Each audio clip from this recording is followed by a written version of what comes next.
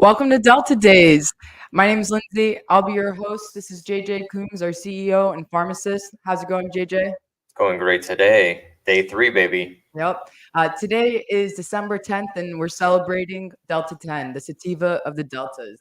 All day today, all products are 20% off, and for subscribers, an extra 30% on D10 products. If you're not a subscriber already, don't worry about it. You could subscribe today. And it's not just D10 solo products; it's also the blends that have D10 too. So, great sale today. But let's get into it. So, is Delta 10 synthesized? Is Delta 10 psychoactive? And if so, how does its potency compare to D9? So Delta 10 is found in plants naturally. It's naturally occurring, but it is made through a semi-synthetic process. It is psychoactive. However, it is not as psychoactive as Delta 8 or Delta 9. So on a scale of like 1 to 10, 10 being D9, I would say like maybe 7 or 6 being D8. I would say D10 is more on like a 3 to 4. Okay, but but it's never D10 on its own, right? Like, Correct. so you still have D8 in the D10 products, which helps you get higher, which is probably why people still like the high from D10. Yeah. Yeah, absolutely. Yeah, I have not seen a pure D10 product on the market, and it's more than likely just because it's not that psychoactive. Mhm. And I think when people want to, when people are trying to buy product, they want something that is psychoactive. Mhm. And to So, get it pure D10, it has to be like an isolate form? so it doesn't have to be an isolate form. I mean, it depends on what your definition of pure is, right? For Mhm. me, I think anything that's above 85% potency is a pretty pure product. Because there's always other cannabinoids in there that one we might not know that aren't identifiable in the analytical testing, but D10 naturally crystallizes. Mhm. So that's one reason why there's never been like a pure D10 product, because it would crystallize inside the vape. So you could do that in an edible, but people just typically blend it together with other things. And I think it's great for blending for And sure. what percentage is it 60% you can get up to before it crystallizes or 80? I don't really remember. Yeah, so I mean, the higher the purity levels, the more it crystallizes, or the faster it crystallizes. Once you're around like 50% purity, you'll start seeing it crystallize. I've seen things crystallize at lower purity, but Mhm. it's just taking longer. Are there any other cannabinoids that are like that? CBD crystallizes like that. CBG crystallizes. CBG actually looks like D10, and Mm. like from a crystalline standpoint, like it forms these little like crystalline balls, where CBD forms more like shards. Interesting. Yeah, Cool. Awesome. yeah. THCA also crystallizes. THC? THCA. THCA. Yeah, Okay, cool. And that's like what is there the diamonds, the THCA diamonds that correct, are a really hot topic right now. correct. Cool. How much D10 exists in my favorite regular cannabis THC strains like Sour Diesel or or Cindy 99? Cindy? 99? This is honestly a question that I can't answer, because I don't know Those the strains exactly. yeah, I don't know the genetics. It could appear more or less depending on like what the plants are fed, and the whole genetic lineage of it. So I'm not really sure. But in the rec market, they're starting to test more for these other deltas. We could probably find out from like a lab test from one of like a flower from one of these from like another company You that you sells definitely could. Yeah, they Mhm. definitely are testing it more, and I see it more. I'm just not aware of like any particular strains that you can find Delta 10 in a high enough percentage where it's above the limit of quantification for a lab. Okay.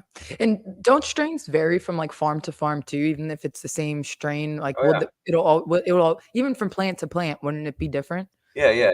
The condition has a lot to do with it. You can take the same exact strain, a clone, which would be identical, right? So you Mhm. take a clone to 5 different places, and you give 5 different conditions, and you're going to have five different kinds of basic buds. They might taste, a little bit different. Mhm. There's also different phenotypes too. Like, maybe based on the conditions, the phenotype that's produced is more sour or more sweet, or has a higher concentration of CBD, or has more CBN if it's hotter, or has less THC because the light was too close to the bud. So even on the same plant, a bud from bud, everything could be different. The same plant. I mean, yes, right? Because like if the top cola is like right under the light, you're gonna basically bake all the THC out of there. You're gonna bake all the terpenes out of there. I always thought the cola would be the strongest. That's not the case, or maybe, or does that not mean? I guess that might not mean potency. No, that doesn't necessarily correlate with potency. It doesn't. I mean, the cola has the most nutrients flowing to it. What I found is actually the smaller the bud, the more flavor you get. Condensed or something. I don't know. That's been my personal experience. So okay, cool. Good to know. I've never heard of Cindy 99. I have to try it out. Yeah, I love sour diesel though. It's a classic for sure. Which is best for pain, Entourage? So again, I think this is subjective, but if you look at the cause of the pain, right? If I'm going to be a pharmacist and I'm going to sit here and aren't you a pharmacist? I am. I didn't practice much, but from my knowledge, not in like a pharmacy setting. Correct. I never practiced in a pharmacy setting. So I would say, what's the root cause, right? Is it did you strain your muscle? Is it arthritis? Is it a sports injury? A lot of pain is caused by inflammation. This is why cannabis and pain are like two like buzzwords that go hand in hand, because cannabis in general, most cannabinoids exhibit anti-inflammatory properties. So if you're going to consume anything that helps with inflammation, it's going to help with pain. You think of your typical NSAID, which is like ibuprofen, Motrin. It works by reducing inflammation, and it also blocks your, certain things inside your body that help with pain. But, for the most part, it's inflammation. I mean, I don't, I've taken different kinds of pain meds, and I don't think there's anything better than ibuprofen, and I think it's because of what it does to inflammation.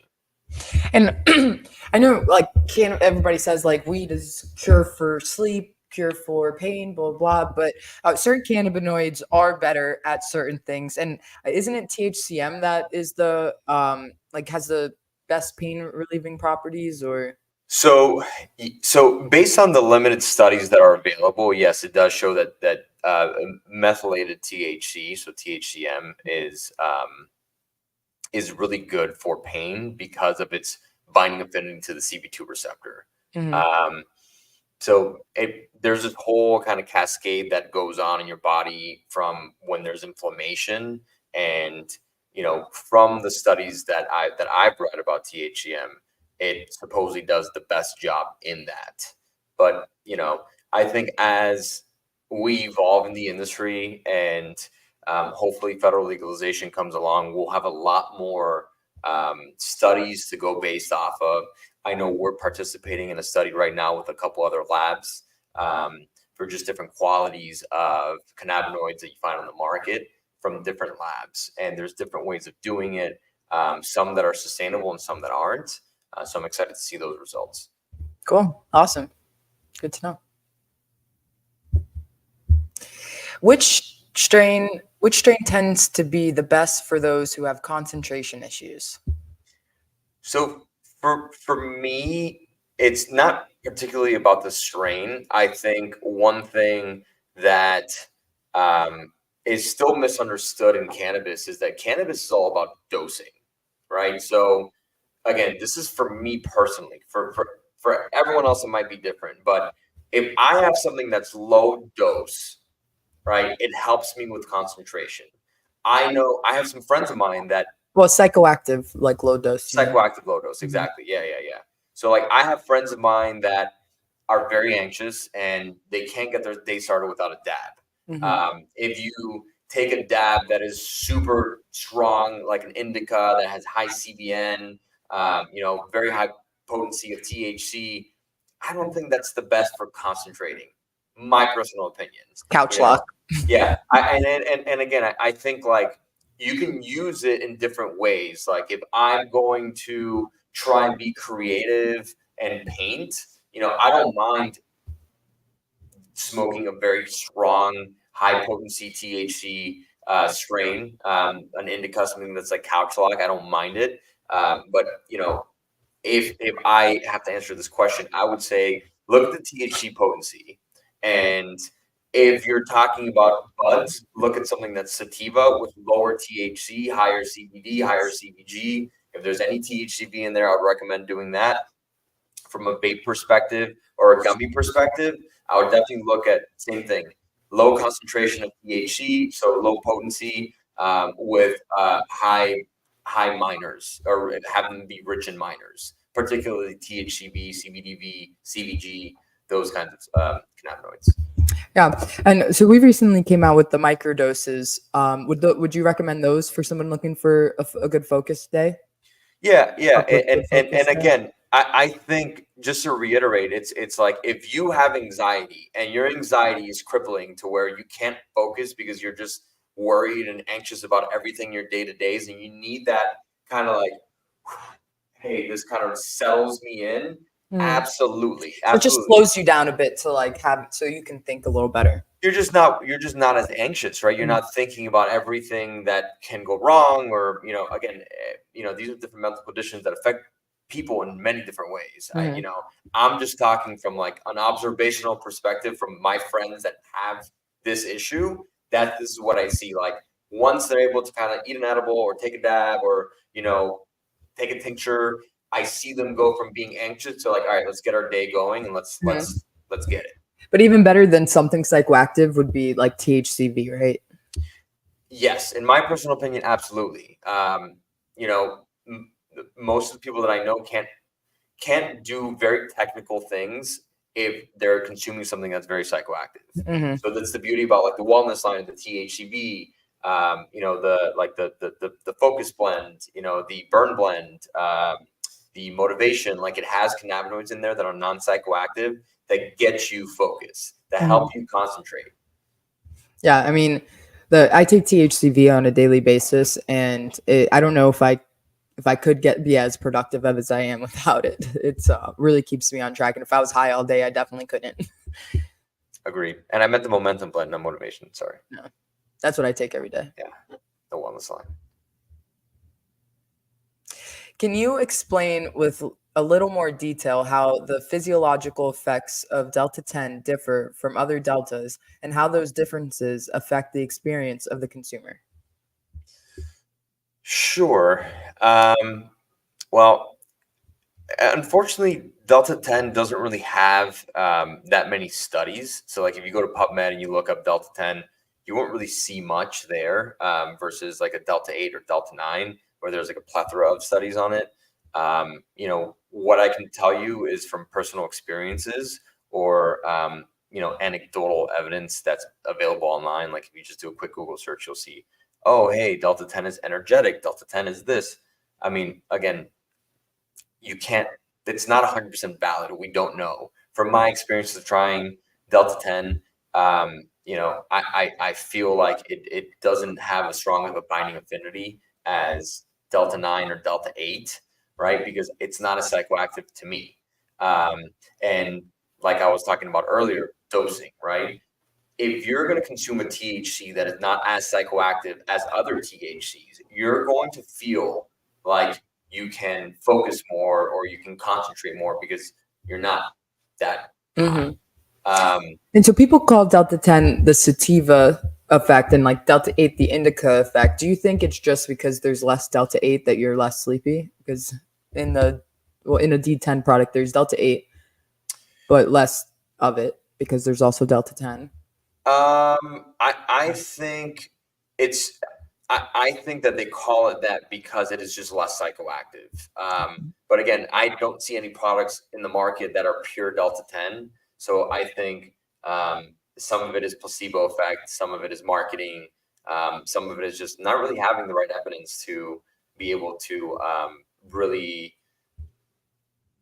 methodically put something together that works the way that you want it to work.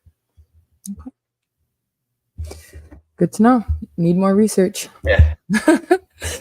Can you rank the cannabinoids from least potent to most potent? Sure. So I would say, I mean, we're talking about what you want. You want to rank just the delta. I mean, we don't have to talk 10? about the non-psychoactive ones. Let's talk about like the main ones, like the deltas and the THCs. We don't have to go into like M and like it starts to get kind of Sure. So hard to defer. I would say Delta 10 is at the bottom, Mhm. right? And then you would go with Delta 8. Then you would go with, I would say either THCB as in boy or HHC. I would go with those two there. HHC, the R isomer, is actually, there was actually a study that came out not too long ago that talked about the binding affinity of HHC R isomer, and it is like neck and neck with Delta 9. But most of the product on the market is like, I would say either between 50 and 80% R of the R isomer. What is ours? Excuse me? What is ours? R isomer? Mhm. So no. What is our percent? Mellow Fellows percentage? Mellow Fellows. It's a 70% or higher. Yeah, it depends on the batch. Sometimes the batch is like 80%. Sometimes it's 70, sometimes 75. So I'd say between like 70 and 80. Okay, that's pretty good. Yeah, it's good. It's good. It's really good. So, again, so starting from the beginning, I would say least strong would be Delta 10. Then you go with Delta 8 or THCB. They're kind of like, I would say they're neck and neck. Then goes HHC. The higher the R, the closer you are to D9. Then you go with D9. From D9, you go to THCH. From THCH, you go to THCP. From THCP, you go to HHCP. And for everybody listening, I think we have a new THCP product that's going to be launching soon. We are. Yeah, we've been testing it, trying to do different kinds of blends with HHCP and THCP, and it's going to be strong. It is. Yeah, that's going to be a cautionary vape. Mm-hmm. Yeah, for sure. So what's the strongest? Was that THCP? I would say HHCP. HHCP. Yeah. Okay. I'd say HHCP. Cool. Yeah. That's gonna be a potent combo then. Yeah, it is. Yeah, THCP and HHCP. But yeah, from a THC standpoint, non-hydrogenated THCP is the strongest, hands down. Cool. All right, I think we got a question from the commenters. From Julia Smart. What makes a lab FDA certified? Is it worth using or more accurate? So, an FDA certified lab is a lab that handles food, and they basically they operate in a certain way. They're required to keep logs of every single thing there. I'm not quite sure if there's a certification process. Our lab doesn't handle food, so I'm not sure, Julia. But that is a good question. And like we discussed the other day, testing varies from lab to lab. So saying it's more accurate, you probably couldn't say that it's more accurate, right? Yeah, I mean, again, I think this question is more tailored towards a manufacturing lab, not an analytical lab. Can you? Oh, I've heard of popcorn lung from vaping THC oil, and it frightens me. Is this true? Or does your lab testing have a way to show us we can feel safe that won't be a concern for us with your products? So the whole popcorn log and vape thing has been debunked years ago. There's a plethora of data on this. So popcorn lung actually comes from actual people working in popcorn manufacturing facilities. So there's a flavoring that's really buttery. It's called diacetyl. So diacetyl is what's used to flavor microwave popcorn. And there's only been cases of popcorn lung in popcorn factory workers that use this microwavable bag flavoring called diacetyl. At one point, what? It's super interesting and random that you know this. Keep going. At one point, there was diacetyl, because of its buttery and smooth flavor, it was used to flavor nicotine e-cigarettes. So I think that's where this comes from. This question might be more in line with like there was something called EVALI, when there was a vitamin E crisis that happened, I think back in 2019. The vape Right? crisis. That I think a lot of the media was like, oh, smoking THC vapes can cause popcorn lung. It's not even the same, not in the same kind of like field or ballpark or anything. So vitamin E was used in vapes, and it was found even in the regulated side. The media does say that it could have been from a black market dispensary that this was found in. But basically, the reason why this is even being put in is because THC, actual Delta 9 THC liters, were so expensive at the time. They were like diluting it with this. Yeah, they were exactly. So it was like kind of like cutting drugs, right? You're buying a kilo and you're making 4 kilos because you're using vitamin E acetate. And essentially, I think our industry actually changed this because now we're able to offer Delta 9 conversions from hemp, right? Or hemp derived Delta 9. Delta 8 is so cheap that you don't even need to cut it anymore. Like what people are cutting their D9 with is with D8. At least we saw that for a little bit, but now it's like I think things have changed. Obviously manufacturers don't want to harm their consumers because then you lose your business. And I think people didn't really know what they were doing. But what vitamin E did is basically coated your lung cells and prevented them from being able to absorb oxygen or breathe. But yeah, so popcorn lung does not exist in the THC side, and you can Google the popcorn factory. You can verify all the sources, everything that I'm saying. You can look up online. So don't take what I say as the end all be all. I highly recommend always looking and doing your own research, and look at multiple sources, verified sources, scientific journals, verified articles, things like that. So there are labs that do test for vitamin E, but vitamin E is not something that's used in our industry. I can assure you guys of that. Yeah, there was a big scare. I don't think people are trying to lose their business. Yeah, I agree. It probably was black market. All right. We have a couple good comments that are asking some questions. So Lou Sal is asking, when will Mellow come out with THCA products? You want to answer that one? Mellow, I'm not sure if Mellow is going to come out with THCA products. THCA is a little too gray for us. Like the legality is up in the air. Yeah. I mean, we've gotten some legal opinion letters that are telling us not to do it. I personally dissected the way that the legislation is written, and I don't feel comfortable releasing it. The people that are doing it, I mean, again, I think this is more of a cash grab. We're not in it for a cash grab. We don't want to associate Mellow with something that is borderline illegal. Yeah, I think we kind of touched on this yesterday about the brands, but we spoke about the milligrams and us self-regulating. We really want to make sure that Mellow stays as a good brand in the light of not just our consumers, but in like our government. We never want to put the brand at risk. So unless it's codified into law that THCA is legal, we probably aren't going to come out with it. We have this is a good one. Okay, from Substance Gardens. I get sleepy at the end of the day. What would you recommend I use during the day for stress relief, but without leaving me drowsy at the end of the day? So I would recommend the new Mellow Wellness line. Mm-hmm. So I'd recommend like a Momentum blend or even the Burn blend. That's just pure THCV. The Momentum blend has CBD, CBG, THCV, and CBDV. So it has THCV at a much lower concentration. So maybe you might have to have 2 gummies versus 1.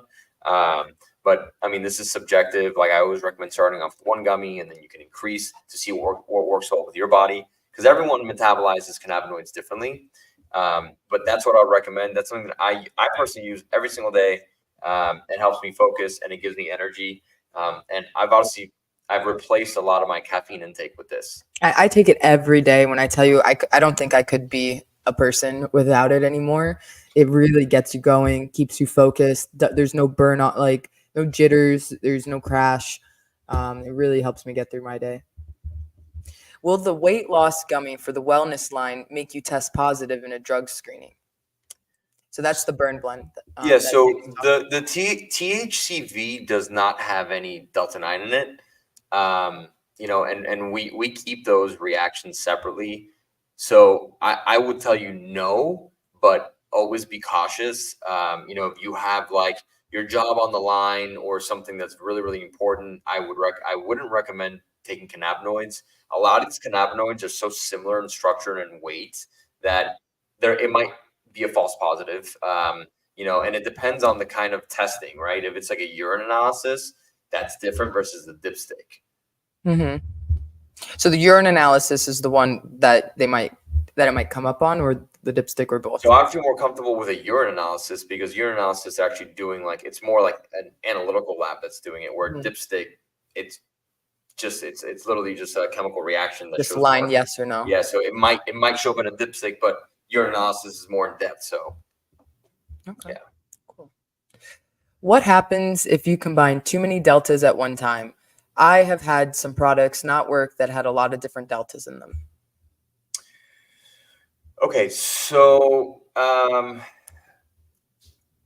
I don't think there's anything wrong with combining a bunch of deltas. I mean, that's literally full spectrum, right? You look at full spectrum cannabis oils, it has an array of deltas in them.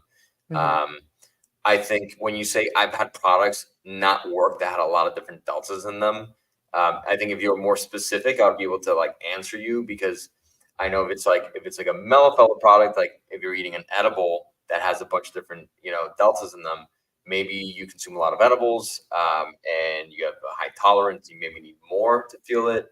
If it's another brand, I've seen a lot of different brands mislead their customers and say that there's a whole array of this, but maybe just Delta 8. Just Delta 8.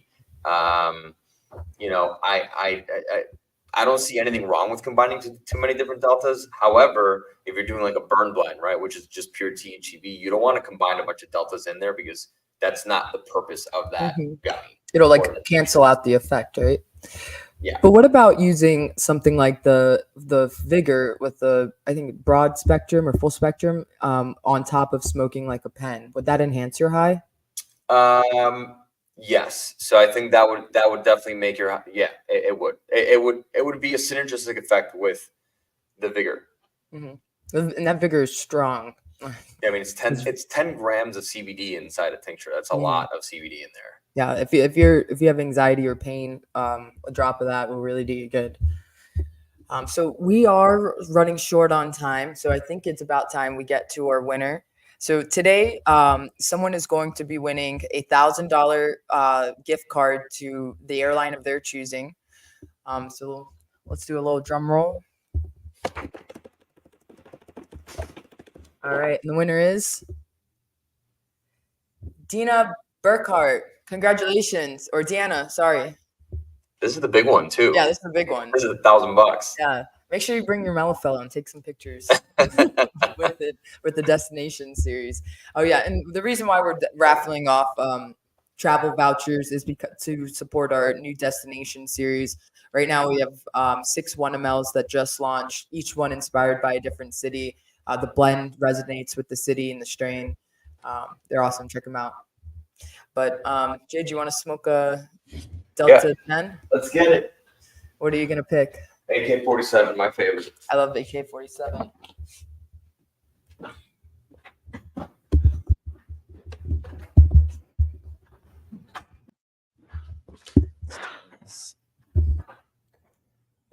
What's up, Jage? So these are the 2mls. Everything right now is 20% off, but these you get an extra 30% off today if you are a subscriber. You can subscribe today to get your coupon sent to you.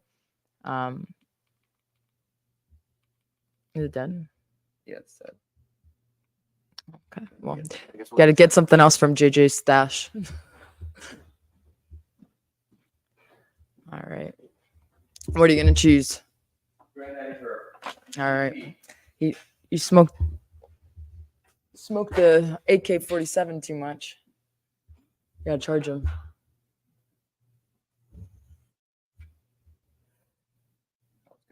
Which one did you say again? GDP. Oh, GDP. Granddaddy Perp. Oh, that tastes good. So I know we talked about it on Dayze, but just as a reminder, that button there is your preheat button. You don't want to hit it every time. It takes away some of that flavor, and also would just burn through your oil too quickly. We're right now hitting it with the airflow all the way open. That's going to give you less flavor and a bigger cloud. I'm going to take it closed. Get the real flavor. Tastes good. What do you prefer, closed or open? I always start open, but I like it closed because I'm a flavor guy. I really like the live resin. Yeah, the live resin ones are so good. Well, I mean, the live resin has all that good flavor. Yep. And so, what makes it live resin? Just the way that the actual like hemp or cannabis is processed, fresh frozen, whole extract. Then you distill the terps out, so it's basically the plant is still alive during the whole extraction process. That's what makes it live resin. Okay, that makes sense. Live. Yeah. We're live. All right, guys. Well, really appreciate you guys tuning in with us. And shout out to Delta Dayze, Delta 10, Delta 8, Delta 9. Stay mellow. Stay mellow. Have a good one, guys.